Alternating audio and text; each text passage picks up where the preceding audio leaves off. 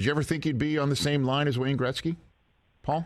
But it's like walking around with a beetle.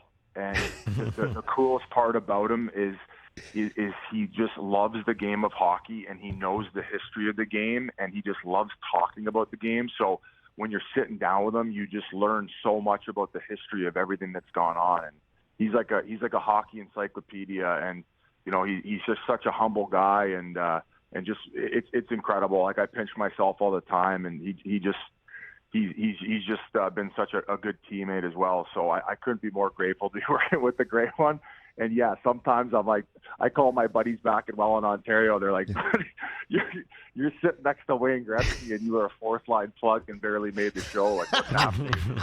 Is this planet Earth? And I don't take myself too seriously. So we have some good chuckles about it. Well, speaking of grinding, I was watching you guys the night that the Florida Panthers and Carolina Hurricanes played till the middle of the morning, and it just reminded me of my first year on ESPN, Paul.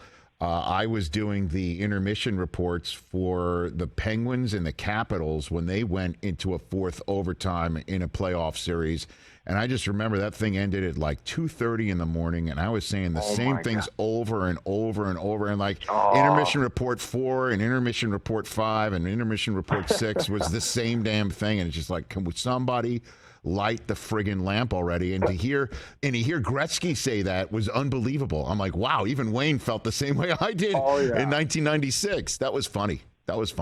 Yeah, I guess in our industry we say polishing a turd, right? So you gotta get up there and you gotta regurgitate everything over and over. And I mean, I love my Coyotes. That's where I got my start in media, and sure. The team hasn't been good for that many years, so I'm actually used to polishing turds, so I can go all night.